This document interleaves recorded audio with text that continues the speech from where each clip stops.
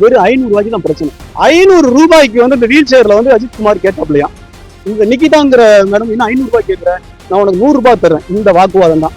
இந்த வாக்குவாதத்தின் அடிப்படையில அவன் மேல வந்து திட்டமிட்டு, அஜித்குமார் மேல வந்து திட்டமிட்டு அந்த 10 பவுன் நகையை காணாம் அப்படின்னு சொல்லி இன்ஃபுளுன்ஸ் பயன்படுத்துறாங்க. இந்த இன்ஃபுளுன்ஸ் பயன்படுத்துற ஒரு ஆள் செக்ரட்டரியேட்ல இருக்காங்க. இந்த செக்ரட்டரியில இருக்கிறவங்க யாருன்னா ஐஏஎஸ் ஒருத்தவங்க. இந்த இன்ஃபுளுன்ஸ் பயன்படுத்துற நபரை யாரு அப்படிங்கறதையும் சேர்த்து நீங்க சிடிஆர் போட்டு கொண்டு வாங்க. ஒரு நபர் இங்க தப்பிக்க கூடாது அப்படின்னு தான் விஷயமா. 500 ரூபாய்க்கு 500 ரூபாய் கேட்டதுனால இந்த வாக்குவாதம் அடிப்படையில 100 ரூபாய் கொடுத்து போயிருக்காங்க. இதையே அந்த நிக்கிதாங்கிற அந்த மருத்துவர் வந்து வீடியோல தெரிவிக்கிறாங்க, அந்த பையன் ரூடா பேசினா அப்படின்னு சொல்லி.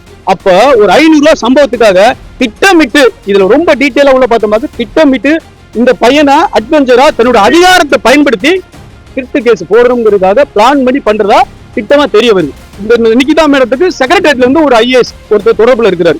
அவங்க இன்ஃபுளுன்ஸ் பண்ணி தான் இந்த பையனை தூக்கிருக்காங்க. 27 சாயந்தரம் தூக்குனவங்க 28 வரை அந்த பையனை அடிச்சு 24 ஹவர்ஸ் கோர்ட்ல ப்ரொடியூஸ் பண்ணாத எஃப்ஐஆரும் போடாம அந்த பையனை அடிச்சு ரொம்ப கொடூரமா சித்திரவதை பண்ணி கொண்டுட்டாங்க. ஆனா நேற்று என்ன இப்ப எஃப்ஐஆர் ரீச் பண்ணிருக்காங்க, அந்த பையன் கீழே விழுந்து அதனால அவன் இறந்து போயிட்டான். ஆனா முதல் தகவல் அறிக்கை முதல் போஸ்ட்மார்டம் ரிப்போர்ட்ல 18 இடத்துல காயம். அதுக்கப்புறம் இன்னொரு பெரிய மெடிக்கல் ரிப்போர்ட் சப்மிட் பண்ண போறாங்க. அது மாண்புமிகு நீதியரசர்கிட்ட ஒப்படைச்சிருக்காங்க. கொடூரமான லாக்அப் டெத்து தமிழ்நாட்டுல தொடர்ச்சியா நடந்துகிட்டு இருக்கு, தொடர்ச்சியா போய்கிட்டு இருக்கு.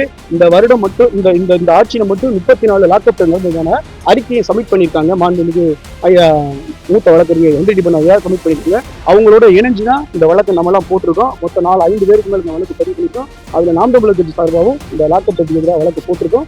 விரைவில் இந்த லாக்அப் டெத் இனிமேல் நடைபெறவே கூடாது.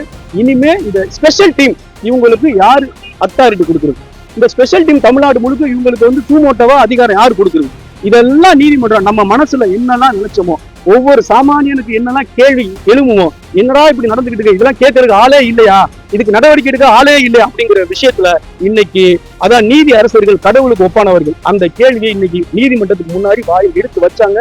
ஒட்டுமொத்த நீதிமன்றமும் அப்படியே ஒட்டுமொத்த வழக்கறிஞர்களும் இதுக்கு ஆதரவு குரல் எடுக்கிறாங்க. ஆனா தமிழக அரசு மீதுதான் நீதிமன்றம் மீண்டும் சொல்லுது, நான் சிபிஐக்கு கொடுக்குறதோ கொடுக்காம போறதோ 2வது பிரச்சனை. முதல்ல நீங்க அப்படி சிபிஐக்கு மாத்திர மாதிரி இருந்தாலும் நீங்க ஃபைல் பெட்டிஷன் பண்ணுங்க அப்படின்னு ஏடிசி சொல்லிட்டாங்க. இதை தாண்டி இன்னொரு விஷயம் என்னன்னா, தமிழக அரசை நம்புறேன், இந்த விஷயத்துல யாரெல்லாம் இன்ஃபுளுன்ஸ் பண்ணி இந்த லாக்அப் டெத்துக்கு இருந்தாங்களோ அவர்கள் மீது எல்லார் மீதும் நடவடிக்கை எடுக்கணும். பாரபட்சம் பார்க்காம அது ஐபிஎஸ் இருக்கட்டும் ஐஏஎஸ் இருக்கட்டும் யாரா இருந்தாலும் நீங்க நடவடிக்கை எடுக்கணுங்கிறத நம்புறேன் அப்படின்னு சொல்லிட்டு தான் இந்த வழக்கை 8ஆம் தேதி ஒரு மேஜிஸ்ட்ரேட் வந்து அனைத்து டாக்குமெண்ட்டையும் நீங்க ஒப்படைக்க சொல்லி உத்தரவு போட்டிருக்காங்க. 8/7 வந்து வாய்தா தள்ளி போட்டு